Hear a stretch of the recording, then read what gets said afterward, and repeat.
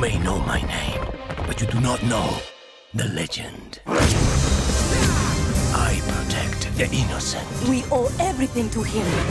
And in my brave and noble quest for justice, nothing will distract me. Oh.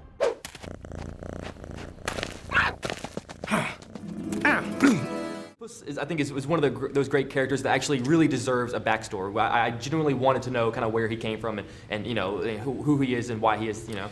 For you guys, if you could kind of pick a character that you've done and go back and learn more about that character, just to kind of discover maybe who that person was and where they came from, which character would it be?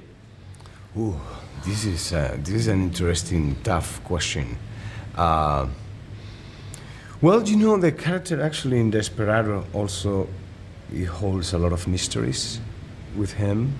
I probably would have loved to, even though we have El Mariachi and we knew partially the story, I would have loved to go back, you know, to prequel him and see where he was coming from. But even the character that I just did for the Almodovar movie, The Skin I Live In, which is exactly the opposite to that, is a character that I would be very interested to see his youth. For me, I would have to say Santanico Pandemonium. I would love to see what happened before that dance. What? Yes. How did she become that creature? You know, who was she? What did she do on her spare time? Who was her mother, her father, her boyfriend, and what were her hobbies? I would like to know all of these things.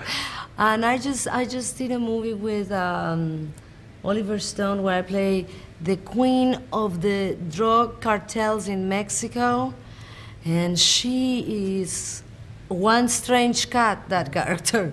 So as much as you get to learn about her, gosh, I would like to know more. How did she become who she became?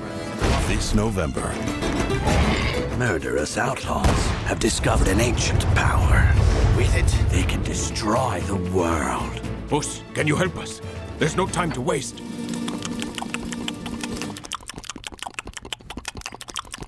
I will do it. I think one of my favorite moments in the movie, Jack is holding Puss over a ledge, and I think he says, you know, is it true that cats always land on their feet? And he says, no, that's just a rumor, it's just a rumor. Just a rumor. As an actor, what is that rumor that you have to put up with? What is kind of the idea that everyone thinks this one thing about actors, but you're like, you know what, that's not true, it's just a rumor. Oh, they think all the time that everything is easy and glamorous. And that's not true. Let's set the record straight right now. We have to work really hard. Sometimes the situations are not as glamorous as people imagine, or as comfortable and easy as people imagine. Yeah, you have to know very soon in your career that if you become a public person, that's going to happen. It's something that is going to be around you all the time. There is a whole entire industry about that, about creating rumors. Some of them may be truth, maybe 30% untrue, and the rest is not true. But you have to cope with that nicely, because it can get you. If you are not strong, you don't have a strong personality, it can get you, and you get involved in that kind of world, and you pay a price for that. That's true. Another misunderstanding there is about actors, they think we're all very good liars. No, it's true, because I think that you can act and you can do, but when you become a character, you're not lying. Right. You actually work really hard to become that character. In real life, I'm a very bad liar. I always get caught.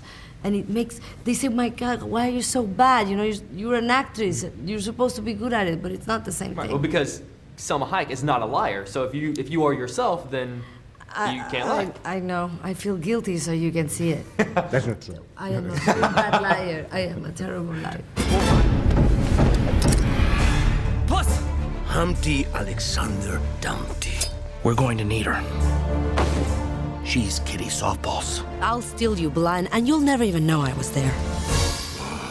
She is a bad kitty.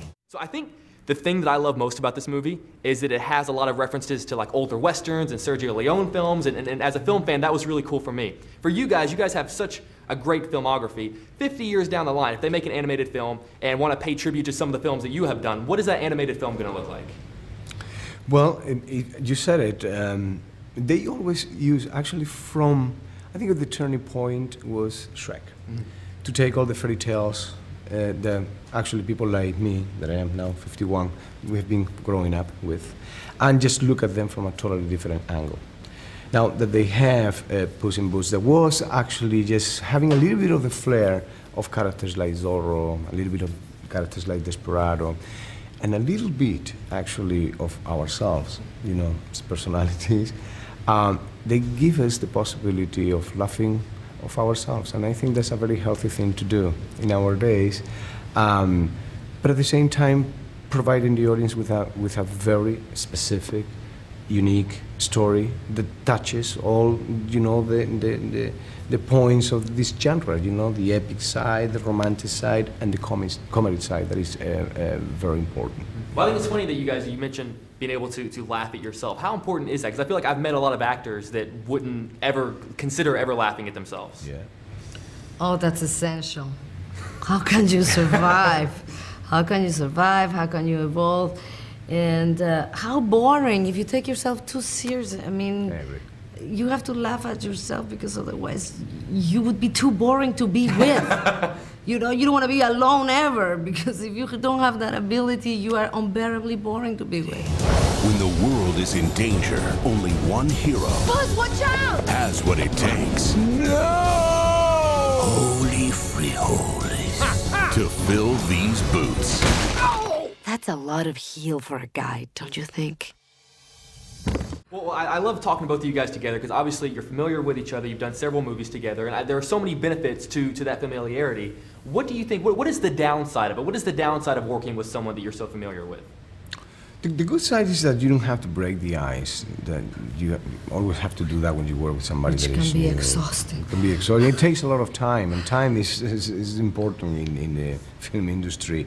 The downside to that, I don't know, maybe sometimes the same familiarity that we have in our lives, we try just to put them in the character. I may not be like that, but no, it has been, the whole entire process has been wonderful. Yeah, and we had the opportunity actually in this movie to work together, which is not common. You know, the technique of doing these characters doesn't go that way. We normally work individually, but you know, I asked Jeffrey Casimir to work together, and it was fantastic. It was great working, and I see no downside, because even like when we're tired, if we're tired and we just ignore each other, we know exactly that it's not. Yeah, it's true. It's exhausting to be nice all the time. Imagine if you're doing a tour with a new person. Yeah, it's true. You don't want to hurt their feelings. You know, you Right. have to be talking. And with us, it's like, forget okay. it. You know, now we're exhausted. I'm tired.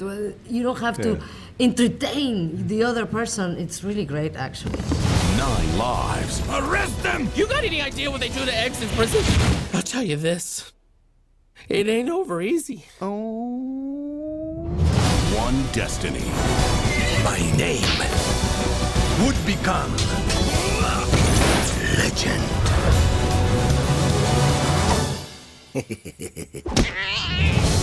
DreamWorks Puss in Boots.